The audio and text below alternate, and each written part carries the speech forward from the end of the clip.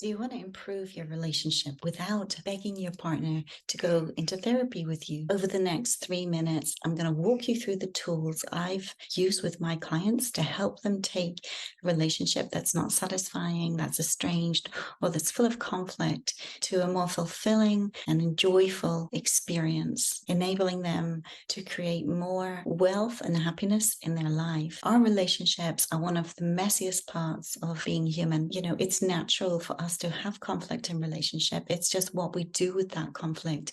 What if I told you that the real purpose of conflict is actually to enable us to move more deeply into being connected? When you know what conflict is really saying, what the hidden message conflict is in a relationship, you can use it to grow and evolve in any situation, whether that's a business relationship or a personal relationship. The challenge most of us face is that we don't like the feeling of conflict. When we feel badly, it triggers a sequence of thinking that actually perpetuates old dynamics rather than allowing us to go to the heart of the matter. For those of you who don't know me, my name is Elizabeth Adams, and before I became a coach and a facilitator, I began using these tools in my own life to transform my own relationships, especially my family relationships. I came from a family where I could not win in relationship. The dynamic set me up for hiding, pleasing, and basically doing whatever I could in order to survive. This can lead us down a path of difficult relationships. Once I applied these tools that I'm going to take you through today, things opened up. My relationships blossomed. I was able to repair misunderstandings that had kept me separate for years. I was also able to radically shift my relationship with my own children to create more love and support. Those wins in relationship rippled out. They rippled out in my own life in terms of opportunities and more connection and friendship and deeper friendship. And they rippled out in my clients' lives as well. One client used these steps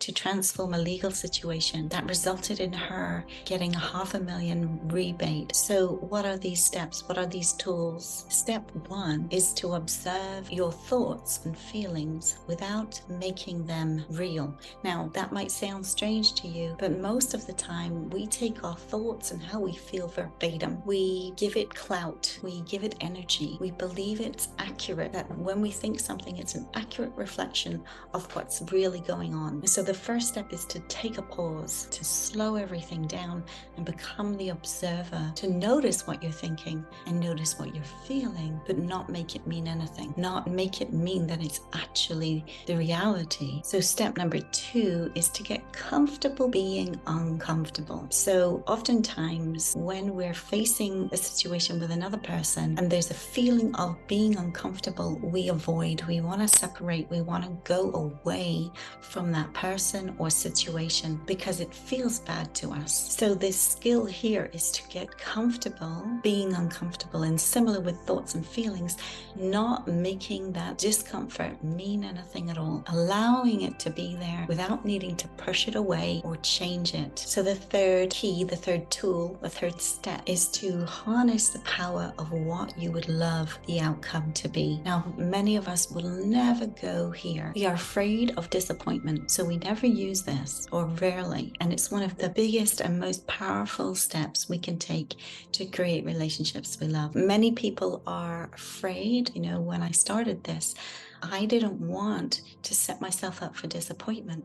I didn't want to put what I would love out there. And what that leads to is that we end up not being direct about what we love. But once we've established what we would love, it's really important to be able to express that. Now, if you are afraid of being disappointed by other people, you're putting the power outside of you in the outside result of whether they say yes or no to you. That leads to being afraid of wanting anything, or leaving us believing that we have to have power over people to get what we want from them. And these are all distortions of how we go about creating relationships. So if you've watched this video so far, I'm sure that you don't want to keep going around in circles in your relationships. If you really would love to experience a breakthrough in your relationship, reach out, send me a DM. Let's have a conversation. Let's talk about where you've gotten stuck. Implement these 3 steps in your life so that you can build relationships in your life that deepen over time, that become more enriching and more rewarding over time.